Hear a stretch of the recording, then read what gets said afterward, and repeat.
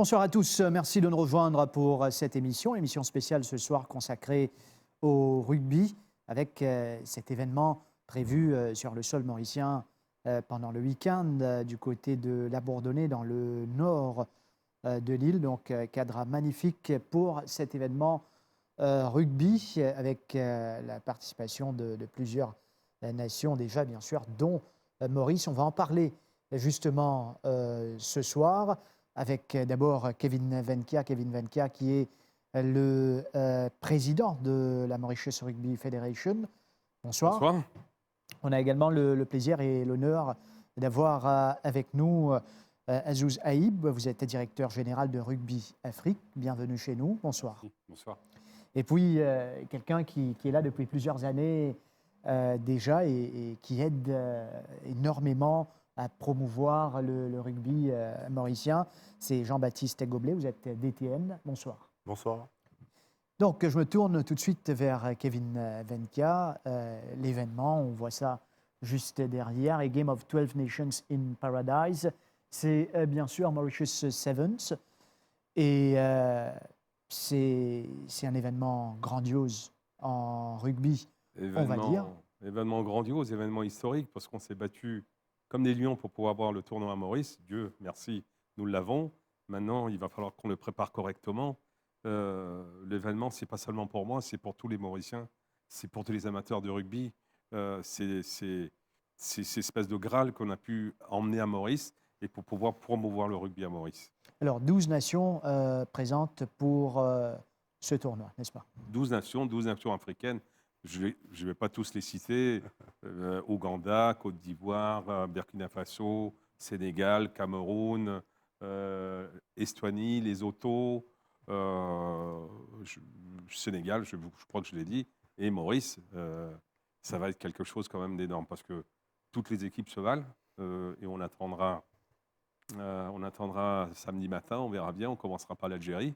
Grosse pointure avec des joueurs de top 14 qui jouent dedans. Mais bon, je pense que Jean-Baptiste vous dira plus pour moi sur la préparation des joueurs. Je pense que nos joueurs sont prêts pour pouvoir rentrer dans l'arène. Alors, la présence, Azouz Aïb, directeur général de Rugby Afrique, c'est justement dans ce cadre. Et non seulement le rugby mauricien, ça se fait connaître sur le plan africain. Il y a eu tout un projet de développement sur les dernières années avec les résultats qui tombent avec justement ce travail qui a été fait derrière. Donc, sans doute, vous êtes heureux d'être chez nous et de participer à votre manière à cet événement. Oui, effectivement, on est très heureux de pouvoir venir à Maurice. Comme Monsieur le Président l'a dit tout à l'heure, 12 pays donc, vont pouvoir se défier pour le Graal de 3 places, donc de 3 pays qui vont pouvoir assister et participer à ces phases finales pour les Jeux Olympiques. On va être sur des niveaux beaucoup plus importants qu'on ne le pense. On a des grands pays qui vont participer, le Sénégal, la Côte d'Ivoire, l'Algérie, Maurice, le Nigeria. C'est des équipes avec lesquelles il y a une diaspora importante dans les pays dits très rugby, la France, l'Angleterre. Donc c'est une très grosse opportunité pour Rugby Afrique de pouvoir jouer sur un pays avec autant de terrain au niveau qualitatif, au niveau de la structure, au niveau des hôtels. Et les ambitions de Rugby Afrique, c'est de pouvoir bien sûr collaborer avec la Fédération mauricienne pour que dans l'avenir, on puisse organiser des événements supplémentaires et peut-être plus. Et Jean-Baptiste, du côté de l'équipe mauricienne, alors comment ça se présente, comment ça se prépare en coulisses? Ça se prépare, on va dire, depuis assez longtemps. C'est pas une préparation d'il y a 2 semaines, 3 semaines. C'est déjà une préparation d'il y a plus de 2 ans, depuis le Covid. Les joueurs s'entraînent de façon assez intensive. Le rugby à 7 demande des qualités athlétiques qui sont différentes du rugby actuel et même d'autres sports. Il y a un besoin athlétique qui est très important. Le terrain fait 100 mètres, 60 mètres. C'est comme un terrain de foot. Sauf qu'il n'y a que 7 joueurs sur le terrain. Donc, vous calculez ça sur 2 fois 7 minutes. ça fait beaucoup d'efforts physiques à faire et il faut que les joueurs aient une bonne machine pour pouvoir tenir le rythme. Donc voilà, on a un réservoir qui est très limité à Maurice. On le sait très bien, on est une micronation, donc on a peu de réservoirs, peu de joueurs. Mais on travaille avec les joueurs sur place à essayer de les optimiser en termes de performance. Et ça commence un petit peu à se ressentir. Voilà, on va voir ça ce week-end sur les effets de notre préparation. Donc, la formule pour ce tournoi, ce sont des matchs de 14 minutes? Alors, la formule est simple, c'est des formules qui se jouent sur un format de tournoi. Donc, il va y avoir 3 poules de 4. Okay, donc, on est sur le même format olympique que pour les Jeux Olympiques de Paris qui vont se jouer en 2024. Il y aura 12 équipes aussi, donc il y aura 3 poules de 4. Les 8 premières équipes vont sortir et se joueront en quart, demi et finale sur le second jour. Donc, il y a une phase de poule qui est le samedi et une phase de play-off qui est le dimanche. Donc c'est tout le côté du rugby à 7 qui en ressort, c'est-à-dire un côté qui est assez imprévisible, comme un ballon de rugby, un rebond qui va tomber à droite ou à gauche. On peut vite se faire surprendre sur un quart de finale ou en demi-finale, et c'est pour ça que le rugby à 7, ce sont des matchs à enjeu direct, et pour le grand public, comme pour les amateurs ou les experts de rugby, ce sont toujours des matchs qui sont assez forts à avoir en termes d'émotion. Vous allez avoir des scores qui vont basculer dans le money time à la dernière seconde. Et c'est toute la on va dire, la partie du rugby à 7 qui est attractive, ce côté un petit peu imprévisible et ultra médiatique. Kevin Venkia, quels sont les enjeux de cette compétition? Par exemple, la nation qui va remporter, qu'est-ce qu'il attend par la suite? Enfin, moi, ce que j'attends, ce qu'on attend, ce que Maurice attend, ce que la fédération attend, c'est qu'on puisse donner une vitrine d'organisation d'un championnat extraordinaire, fort, gros, avec des facilités pour tout le monde, qu'on puisse avoir qu'on puisse avoir à Maurice, que ce soit l'hôtellerie, que ce soit le transport, l'infrastructure et tout ce qu'on peut mettre. Je ne dirais pas qu'il n'y a pas en Afrique, mais qu'on puisse avoir à Maurice facilement. Et si on arrive à faire un tournoi réussi comme ça, on va pouvoir aller plus loin, comme disait le directeur général d'Afrique Rugby. On peut avoir d'autres tournois encore plus gros que celui-là. C'est le but, en fin de compte, moi, c'est la vitrine qu'on essaye de faire voir, que ce soit Rugby Afrique, que ce soit Rugby, pour pouvoir revenir avec des produits encore plus gros. On se rappelle qu'auparavant, il y avait des promoteurs qui venaient organiser des tournois d'envergure à Maurice. Maintenant, c'est la fédération qui prend en main. La fédération a grossi, a gagné. Et bon, après, on a quand même fait un nom dans Rugby Afrique. On a fait voir ce qu'on pouvait faire. Je pense que les gens nous ont fait confiance. Et aujourd'hui, on est capable d'organiser, je pense qu'on est capable d'organiser des gros tournois à Maurice. Donc, c'est non seulement un défi sur le terrain, mais aussi un défi organisationnel.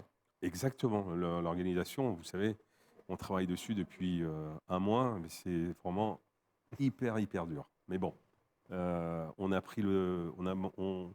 dit qu'on allait faire le défi, on le fait et puis on le fera. Et Azouzaïb, comment se porte le rugby sur le plan africain? Écoutez, il évolue. Il évolue même de façon plutôt très positive. Concernant le rugby à 7, concernant le rugby à 15 et bien sûr concernant le rugby féminin, il y a eu énormément d'évolution. Maintenant, le but, c'est de pouvoir aussi apporter des compétitions un peu plus qualitatives. Et Maurice a un rôle à jouer très important dans cet objectif de rugby Afrique. Le président de la fédération mauricienne est quand même assez humble, puisque depuis quelques mois, il a intégré le board de Rugby Afrique. Donc il y a une décision aussi de la part de la fédération mauricienne, et en particulier avec le président, qui est plus importante dans les choix du rugby africain. On a un nouveau président qui s'appelle Herbert Mensah, qui vient du Ghana, qui est le nouveau président de Rugby Afrique, qui apporte aussi une vision différente. Donc de ce fait, les années à venir sont très propices pour Rugby Afrique, en termes d'organisation, en termes de compétition. Et je pense que Maurice a toute l'opportunité de pouvoir intégrer cette nouvelle vision, en particulier pour ce tournoi qui va arriver dans 2 jours. On est vraiment sur un coup d'essai. Et nous, aujourd'hui, on n'a aucun doute sur l'organisation qui a été mise en place par la fédération mauricienne, même si Rugby Afrique collabore à cette compétition. Mais en tout cas, ça laisse présager de futurs très beaux événements. Mhm. Et sur le plan africain, j'imagine qu'il y a aussi un programme de détection en place pour promouvoir le rugby. Alors, on a plusieurs programmes, mais le programme numéro 1, tout d'abord, c'est d'abord de faire briller l'Afrique. Donc, dans un premier temps, c'est de pouvoir organiser des tournois les plus, je dirais, les plus qualitatifs sur le continent africain, sur un avenir proche. Ce qu'on voudrait faire, et ce qui n'a jamais été fait dans le passé, c'est organiser des tournois internationaux avec des pays en dehors du continent africain. Donc là, bien sûr, je parle hors Afrique du Sud, mais on a besoin, nous, pour avancer avec le temps, d'inviter des équipes comme l'Allemagne, comme l'Uruguay, comme le Brésil, comme Dubaï. Et je pense que dans l'objectif, Maurice, sur ce sujet précis, a un rôle très important. En tout cas, c'est dans l'objectif. Je laisserai le président mauricien dévoiler au fur et à mesure les projets qu'on a, mais en tout cas, voilà, il faut que la population mauricienne sache qu'aujourd'hui, il y a des projets importants qui sont actuellement en réflexion et que ce tournoi est primordial pour l'avenir proche à la fois de Rugby Afrique, mais aussi pour la fédération mauricienne. Alors, Jean-Baptiste, je reviens avec vous sur l'aspect compétition. Par exemple, l'équipe qui va gagner, qu'est-ce qui va se passer ensuite? Quelle est la prochaine étape pour cette équipe? Les enjeux sportifs sont simples. C'est que par rapport à ce tournoi-là, les 3 équipes les mieux classées vont faire un tournoi qualificatif olympique au mois de septembre, si je ne me trompe pas, au Zimbabwe. Et ce tournoi-là va se faire avec la présence de l'Afrique du Sud, qui fait figure, qui est une nation qui est majeure, qui reprend un peu l'Argentine pour le football, dans l'univers football. Et surtout, il y a ces 3 places qui seront qualificatives pour ce tournoi-là. Et on va jouer, bien sûr, la place pour les Jeux Olympiques de Paris au mois de septembre. Donc l'enjeu est fort, c'est 3 places, 3 tickets sur le sol mauricien qui vont être donnés à l'issue de ce week-end. Et quand on parle de l'Afrique du Sud, c'est vraiment du lourd en rugby. Je pense que c'est le Graal. Quand tu parles à n'importe quel joueur de rugby, on vous dit tu peux jouer contre l'Afrique du Sud. C'est quelque chose que personne ne peut croire. C'est comme je dis, si demain on va aller jouer contre l'Argentine au football ici, c'est quelque chose qui est assez incroyable. Et c'est pour ça qu'il faut tout le relativiser par rapport à l'importance du tournoi qu'il va y avoir ce week-end. C'est un tournoi qui est, comme disait Kevin, qui est grandiose, qui est majeur, mais c'est quelque chose qui est assez incroyable. Si on remonte à plusieurs années auparavant, d'avoir un tournoi de cette classe-là ici à Maurice. Justement, Kevin, quand on parle de ce tournoi et quand on est en train de discuter, c'est du haut niveau. On a affaire à de bons joueurs, de bonnes sélections. C'est du haut niveau, que ce soit sur le terrain, mais c'est du haut niveau, c'est tout ce qui est autour. On a quand même fait venir une prod d'Afrique du Sud. Ça va être télévisé. Vous allez téléviser le match. Ça va être sur Rugby Afrique. Ça va être sur Mauritius Rugby. Ça va être un peu partout. Je veux dire, aujourd'hui, on est suivi sur 380 000 personnes le rugby dans le monde. Une petite fédération. Jean-Baptiste vous dira plus parce qu'il gère un peu tout le site Instagram et tout ce qui est followers. Aujourd'hui, c'est vraiment quelque chose.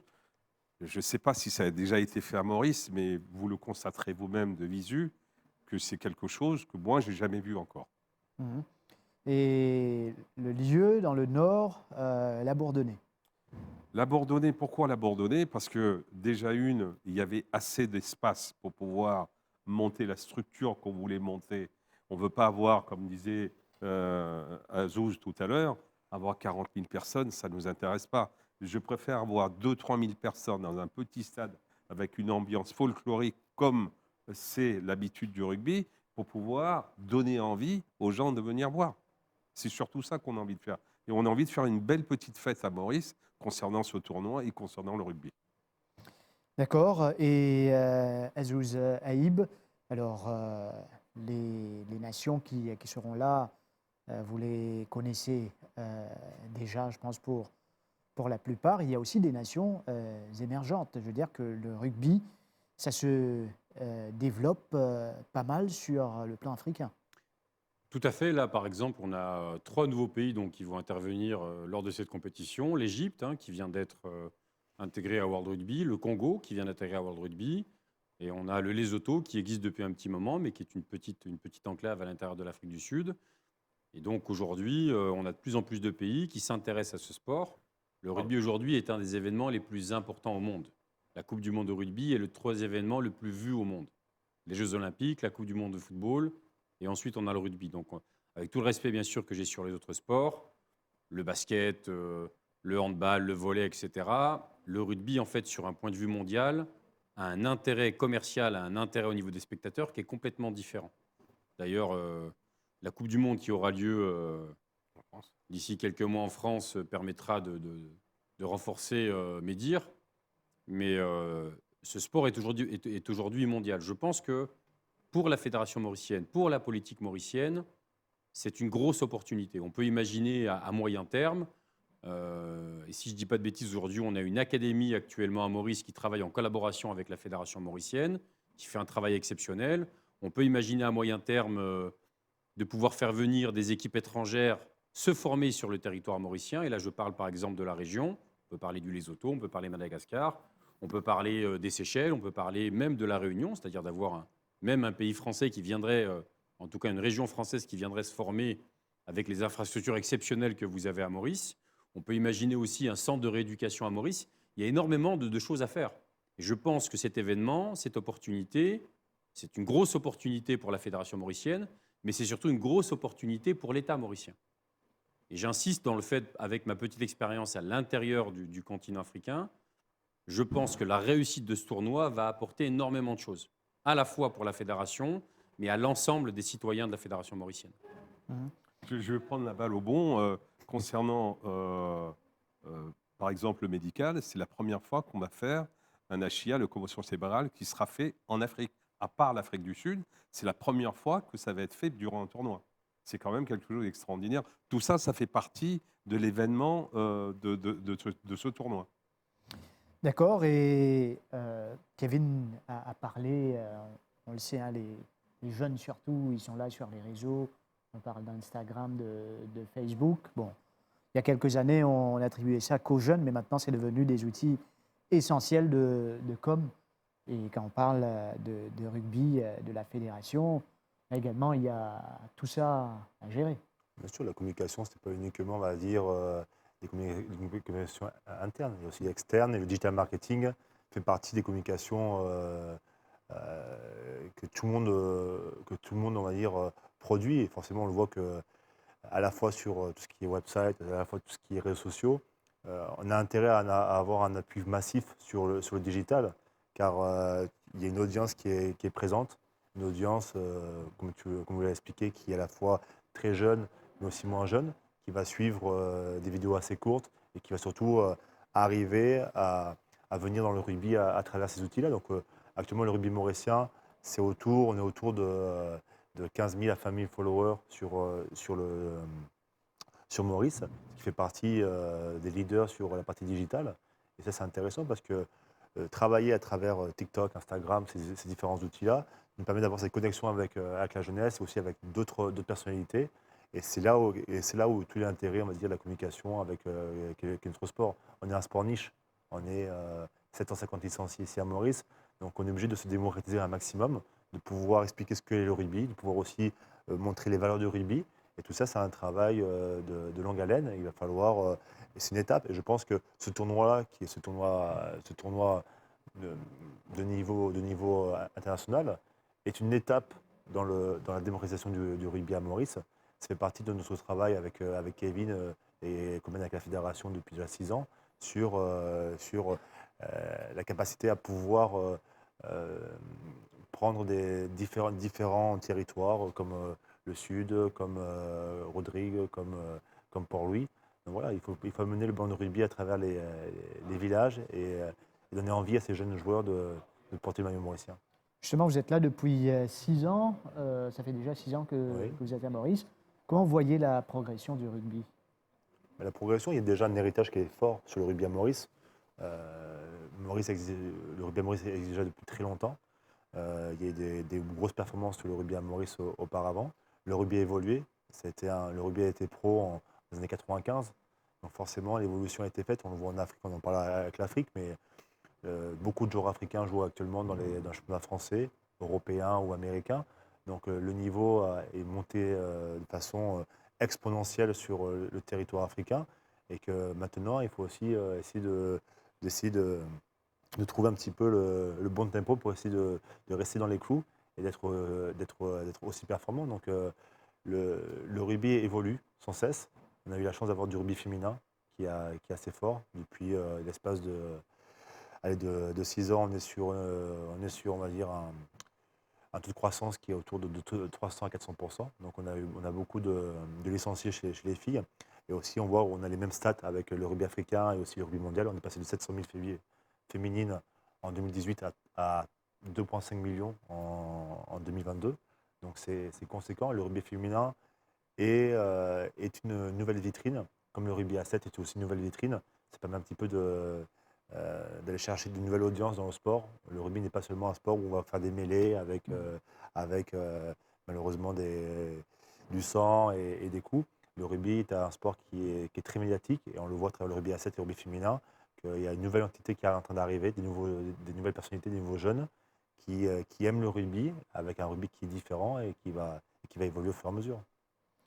Alors, avant de nous diriger vers la fin de cette émission, Kevin Wenka, il reste quelques jours, je vais dire plutôt quelques heures avant le début de cet événement. Vous y êtes déjà, je pense, depuis quelques semaines, la tête pleinement dans cet événement avec votre équipe. Là, les derniers ajustements en attendant le jour J.